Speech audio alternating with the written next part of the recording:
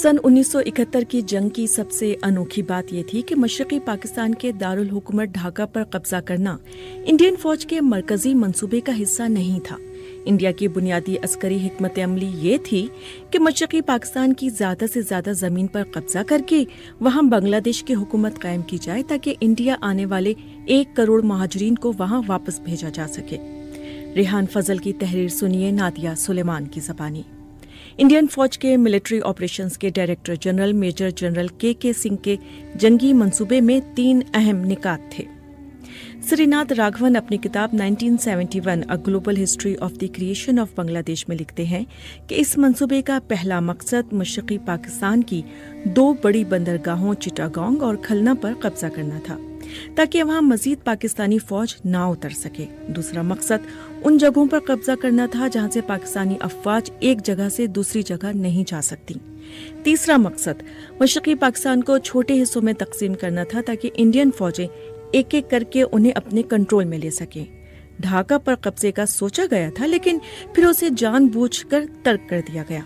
ख्याल किया जा रहा था कि इंडियन फौज को इस पूरे ऑपरेशन में 3 हफ्ते लगेंगे।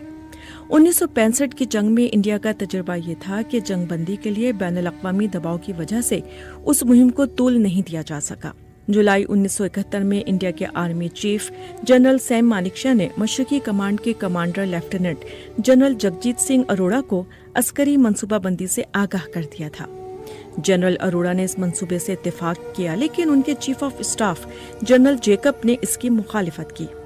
जनरल जेकब का ख्याल था कि ढाका पर कब्जा इंडियन फौज का बुनियादी मकसद होना चाहिए।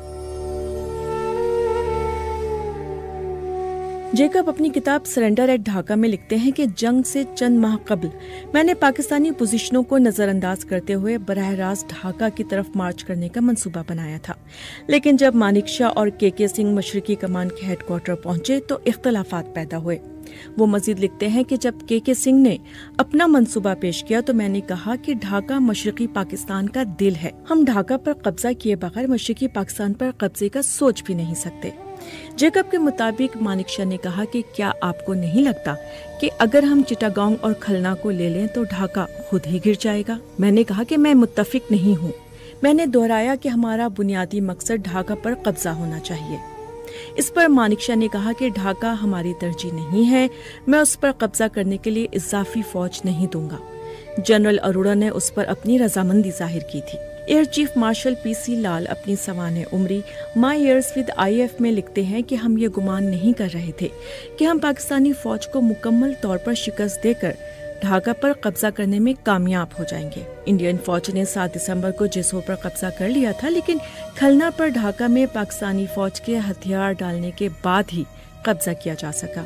1971 की जंग के 50 साल मुकम्मल होने के बाद भी बहुत से मगरबी मुसन्निफिन इंडिया की फैसला कुन सिफारतकारी और मुक्ति बाहिनी की तरबियत का क्रेडिट इंडिया को नहीं देते, लेकिन एक नजरिया ये भी है कि इस मौके पर इंडिया की सियासी जमातों के बाहमी इख्तलाफात के बावजूद पूरा मुल्क मुत्तहिद हो गया। अर्जुन सुब्रमण्यम अपनी किताब 1947 टू 1971 इंडियाज वॉर्स में लिखते हैं कि शुरू में इंदिरा गांधी का ख्याल था कि इंडिया मुक्ति बाहिनी को जिस तरह की मदद और तरबियत दे रहा है वो अकेले पाकिस्तानी फौज को शिकस्त दे सकती है, लेकिन उन्हें अंदाजा नहीं था कि पाकिस्तानी फौज की कार्रवाइयां बढ़ती जाएंगी और इंडिया आने वाले पनाहगुज़ीनों की तादाद बढ़ती जाएगी। वो लिखते हैं कि जब नवंबर तक मशरकी पाकिस्तान से पनाहगुज़ीनों की तादाद भारत में 1 करोड़ से तजावुज कर गई और पूरी दुनिया ने उसे रोकने की कोई कोशिश नहीं की, तो इंडिया के पास मशरकी सरहद पर पाकिस्तान के साथ जंग करने के सिवा कोई चारा नहीं बचा था। जैसे जैसे बहरान बढ़ता गया, अमेरिकी सदर निक्सन और उनके मुशीर खारजा हेनरी किसिंजर दोनों ही इंदिरा गांधी की अमेरिका की बात न सुनने की पॉलिसी से सख्त परेशान थे। इस दौरान अमेरिका की जानिब से बहरी बेड़े को भिजवाने का चर्चा भी हुआ। 1971 की कामयाबी का सबसे बड़ा क्रेडिट इंडिया की जंगी मंसूबा बंदी को दिया जाता है, लेकिन ये मंसूबा lieutenant general Sagat Singh, captain Suraj Prakash, group captain Volan और ग्रुप कैप्टन चंदन सिंह के ताउन के बगैर मुकम्मल नहीं हो सकता था। अर्जुन सुब्रमण्यम लिखते हैं कि अगर सगत सिंह ने अखोड़ा, भेरा बाजार और सलहट को नजरअंदाज ना किया होता या चंदन सिंह ने MI हेलीकॉप्टरों के जरिए फौज, हथियार और तोपखाने को दरियाई मेघना के पार ना उतारा होता, या ग्रुप कैप्टन वुलन ने अपने पायलट ना भेजे होते, तेजगांव एयरबेस पर हमला या सूरज प्रकाश और मेजर जनरल ओबन ने चिटागोंग सेक्टर में इंडियन आर्मी की तकरीबन निस्फ डिवीजन तैनात ना की होती, ढाका 16 दिसंबर तक ना गिरता। इंडिया की जीत की एक और बड़ी वजह मुक्ति बाहिनी का भरपूर ताउन था। लेफ्टिनेंट जनरल शमशेर सिंह मेहता का कहना है कि मुक्ति बाहिनी का सबसे बड़ा ताउन इंडियन फौज को इंटेलिजेंस फराहम करना था। वो कहते हैं कि अगर हम बगैर किसी इंटेलिजेंस के बांग्लादेश गए होते तो मगरिबी सेक्टर की तरह वहाँ भी फंस जाते। उनका कहना है कि जंग के इब्तिदाई मरहले में मुक्ति बाहिनी की वजह से हमें मालूम होता था कि दुश्मन कहाँ है। अगर हमारे पास यह मालूमात ना भी हों तो भी हम इन मालूमात की बुनियाद पर उनकी अगली चाल का अंदाजा लगा सकते थे। इस मुहिम की एक और खास बात ये थी कि ऑपरेशन शुरू होने से 6 माह कबल इंडियन फौज ने तरबियत और बुनियादी जरूरियात का अंदाजा लगा लिया था।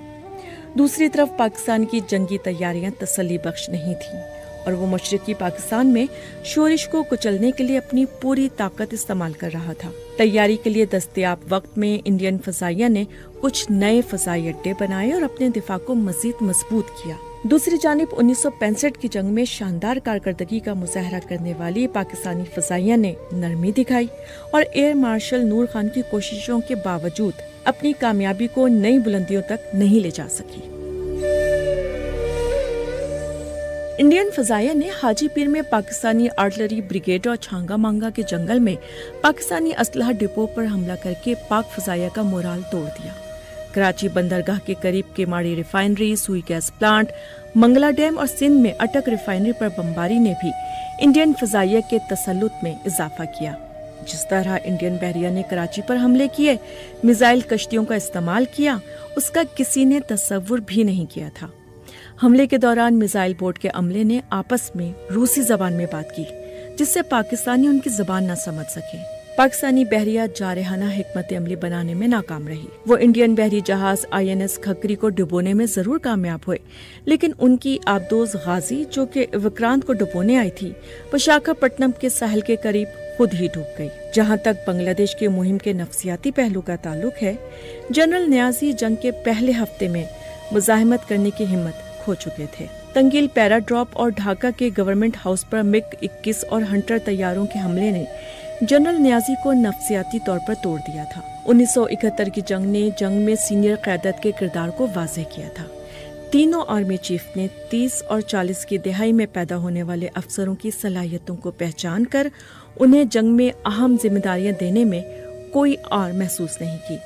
जहां तक इंडिया की सियासी क़यादत का ताल्लुक है, इंदिरा गांधी और जगजीवन राम को जंग की क़यादत करने का कोई तजुर्बा नहीं था और न ही उन्हें फौजी मामलात की गहरी समझ थी, लेकिन उन्होंने वाज़ेह सियासी अहदाफ को सामने रखकर फौजी सरबराहों को काम करने की मुकम्मल आज़ादी देकर इस मामले में अस्करी कुव्वतों की बहुत मदद की। आर्मी चीफ की जानिब से दिए गए मशवरे को तफसीली हिकमत अमली का हिस्सा बनाया गया। इस जंग में पाकिस्तान की फौज ने इंडियन फौज के सामने हथियार डाल दिए और बांग्लादेश के नाम से एक नए मुल्क ने जन्म लिया।